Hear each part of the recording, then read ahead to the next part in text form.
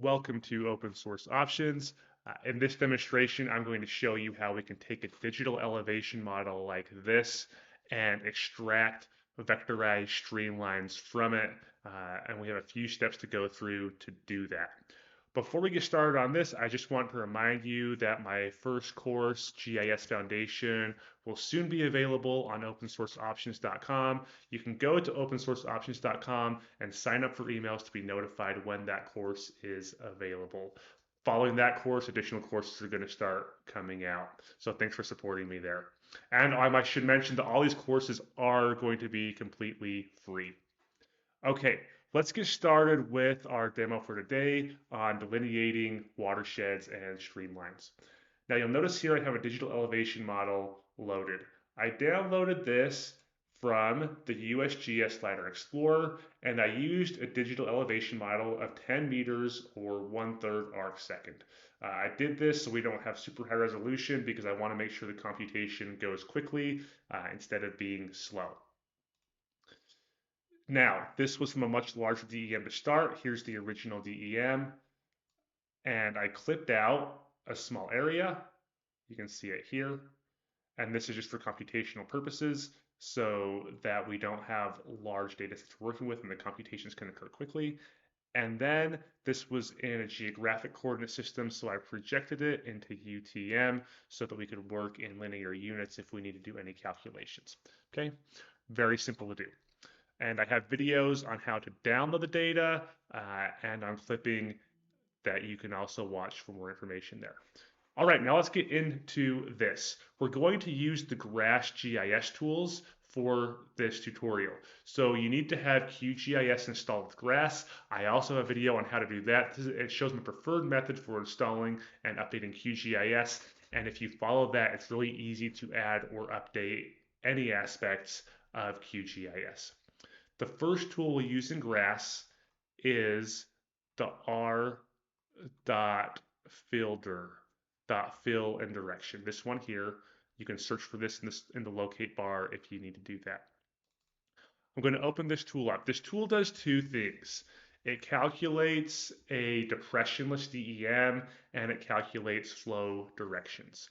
All we need from this is the depressionless DEM. Now we need to make sure that we're working from our projected DEM, which is this one here.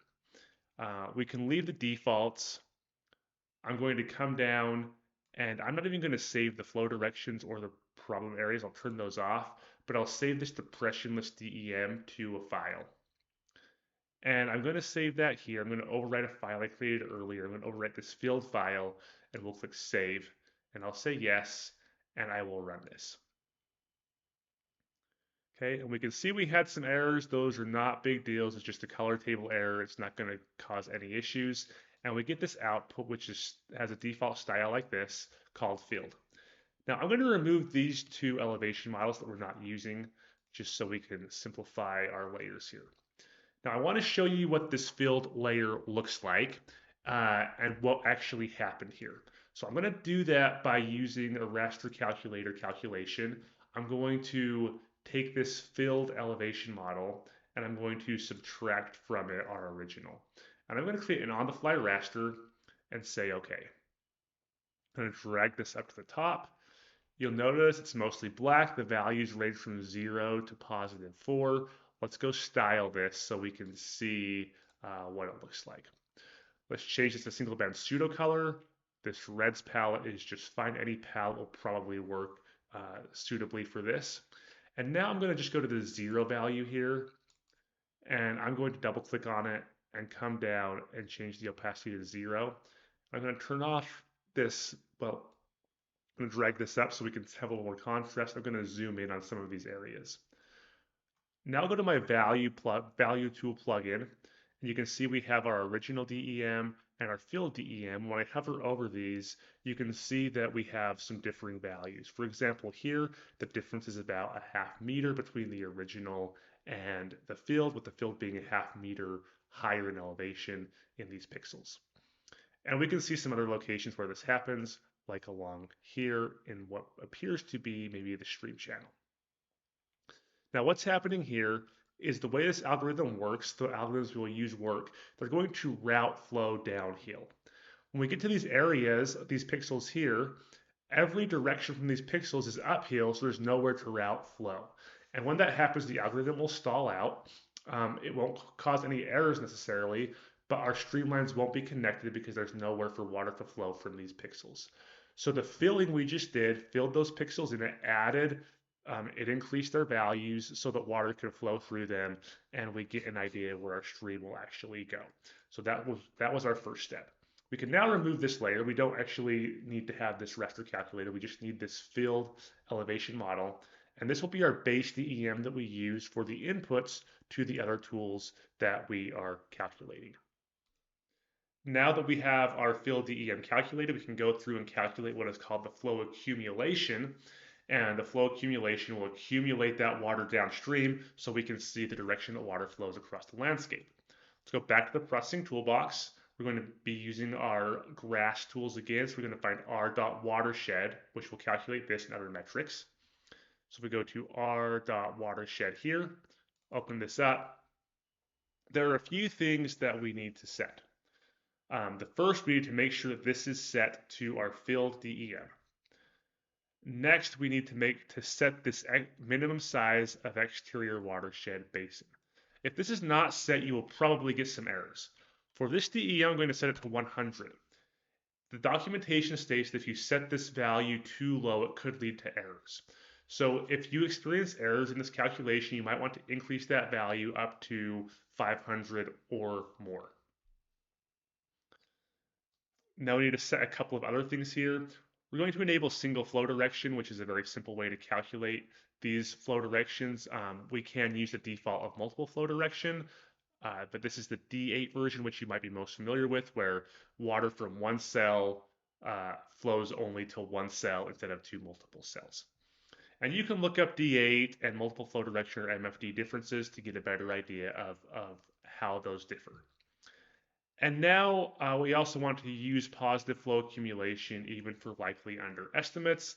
This will just give us smooth streamlines and not have negative values in those streamlines, which can happen if we don't check this box.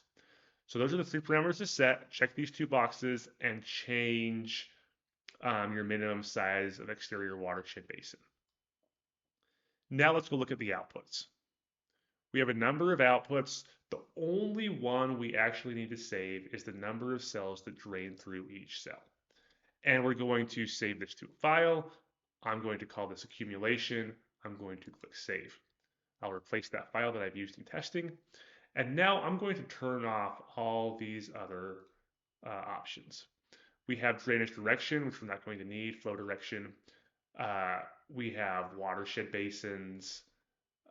We have slope, we have topographic index, we have stream power index, a lot of different files, but we only need the flow accumulation to calculate or to determine where our streams run.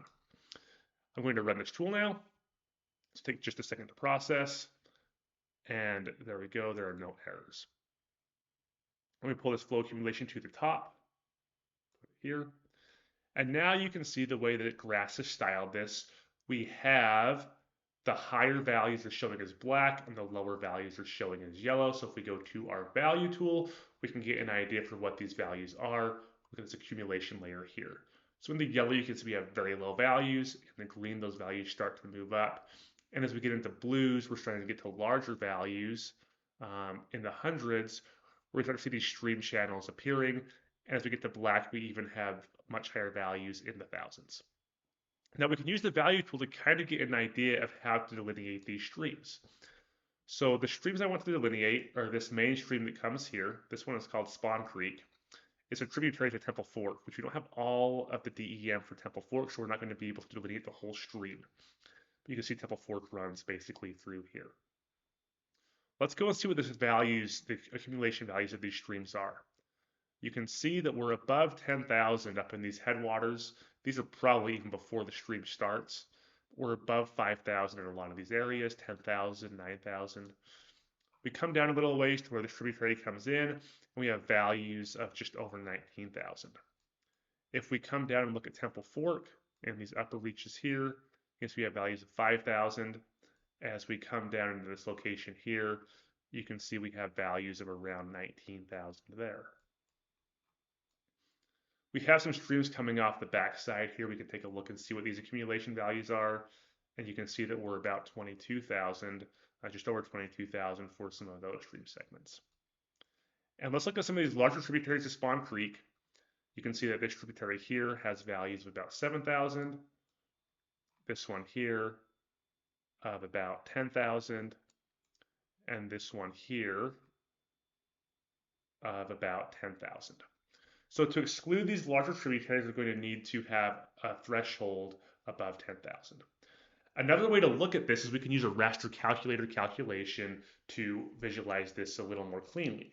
So we can come to raster calculator, and we can calculate where our accumulation is greater than a threshold. So let's look at 10,000 for example.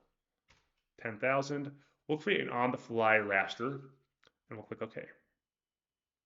This accumulation is here, so we're going to slide that up. And you can see that we're showing as a value of 1 everywhere that our flow accumulation is greater than 10,000, and we can see how those streams will map out. Let's remove this and try a different threshold of, say, 20,000. So let's go back to raster calculator, accumulation is greater than 20,000, and create an on-the-fly raster again. Click OK, and there you can see that we're capturing our main stream of Spawn Creek, which is a tributary to Temple Fork that's not fully included in our raster, and we have a minimal stream segment over here for a different stream that comes off of that side. Okay, so I think I'll use a threshold of 20,000, and you'll see where this plays in later. So I'll remove this layer. Now the next tool we want to use is our stream extract from grass. So r.stream.extract. And here we're going to input our field elevation.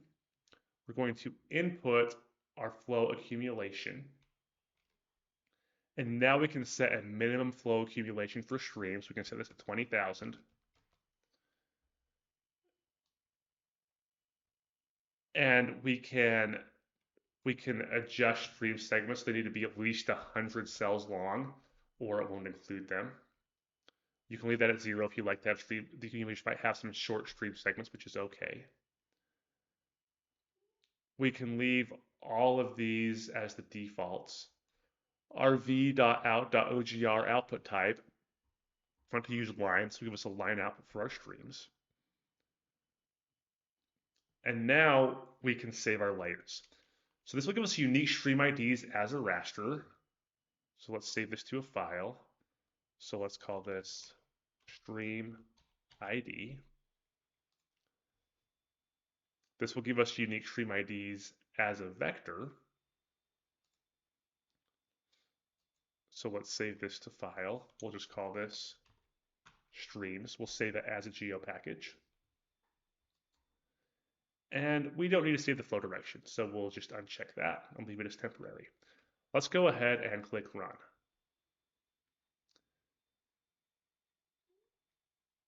Okay, so we don't see any errors, we just see a color table error, which should not be a problem. We can close this. You can see that our streams, these two layers are now added. Let's turn off our accumulation. Let's turn off these layers. We'll leave that one on because it's got some good contrast. So now we can zoom in and we can see that by limiting the threshold to streams greater than 100 pixels, we have a single stream that occurs here. And let me just show you what this looks like. So if we take this off, you can see this has pixel values. This is a raster, and we can go to our value tool, and we can see that it just has a value of 1. Let's go back and rerun this again with a different minimum length so that we can see what it looks like with multiple streams. So if we go back to processing and history, we can go to r.stream.extract and pull up our exact parameters. We can set this to 0, and we can come down and change our file names to stream ID 2 and streams 2, and we can click run to create these layers again. Let's go ahead and close that. Oh, I left the flow direction on that time. So you can see our flow direction values, but let's just remove those. Okay, now I'll turn off these and we'll turn off this. And you can see here, we now have 4 stream segments. So if I hover over these, you can see we have a value of 4, a value of 1, a value of 3, and over here, the short segment gives us a value of 2. Oops, widened that out on accident. And if we now turn these streams on, we can see that purple line. We can open this attribute table up, and you can see that we have a feature ID, um, this category or cat. We have a start, and intermediate, and we have a network value. Okay, so that's how we can easily calculate and identify streams using QGIS and the GRASS tools. Stick around. I don't know if it's going to come before or after this video, so if you haven't seen it yet, you might want to subscribe. If you have seen it come out and it was before this, I'm going to do a video where I compare the ability of AI to do this same task to see if it can accomplish it for us with minimal direction. But again, thanks for watching. Hope you enjoyed it and hope to see you on the next one.